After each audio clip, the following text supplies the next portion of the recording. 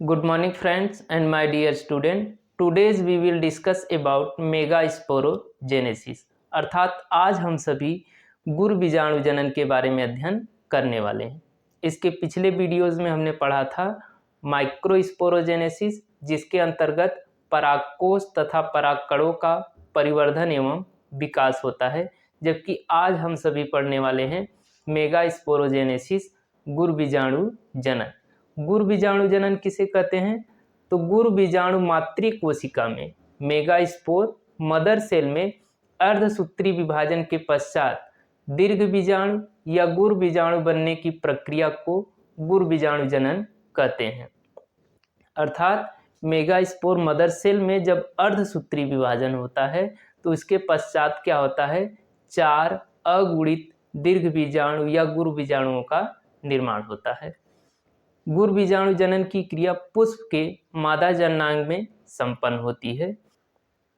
पुष्प के मादा जननांग में यदि बीजांडकाय की संरचना देखें तो बीजांडकाय में हाइपोडर्मल सेल अधोस्तरीय कोशिका उपस्थित होती है और अधोस्तरीय कोशिका में ही प्रप्रसु कोशिका पाई जाती है, जो कि अन्य कोशिकाओं से भिन्न होती है।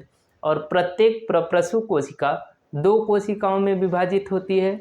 बाहर की ओर प्राथमिक भित्ति कोशिका, जबकि अंदर की ओर गुरु बीजाणु जनन कोशिका। गुरु बीजाणु जनन कोशिका आगे चल के मेगास्पोर मदर सेल मतलब गुरु बीजाणु मातृ कोशिका का निर्माण करती है और गुरु बीजाणु मातृ कोशिका में अर्धसूत्री विभाजन होता है।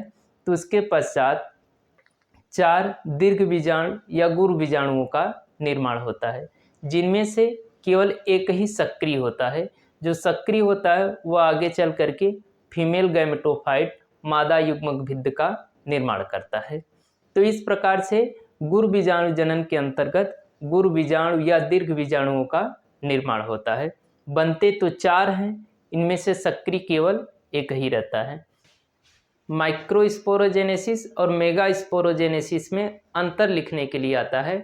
तो माइक्रोस्पोरोजेनेसिस की क्रिया लघु बीजाणु जनन की क्रिया पुष्प के नर जननांग पुंकेसर में संपन्न होती है, जबकि गुरु बीजाणु जनन मेगास्पोरोजेनेसिस की क्रिया पुष्प के मादा जननांग जायांग में संपन्न होती है।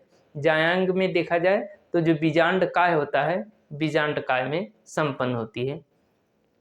माइक्रोस्पोरोजेनेसिस के अंतर्गत अनेक पोलन ग्रेन परागकणों का निर्माण होता है, जबकि मेगास्पोरोजेनेसिस के अंतर्गत दीर्घ बीजाणु या एक सेल अंड कोशिका का निर्माण होता है। माइक्रोस्पोरोजेनेसिस में 4 कोशिकाएं सक्रिय होती है, 4 अगुणित परागकण का निर्माण होता है और चारों सक्रिय होते हैं, जबकि मेगास्पोरोजेनेसिस में केवल एक ही कोशिका सक्रिय होती है, एक ही कोशिका भाग लेती है।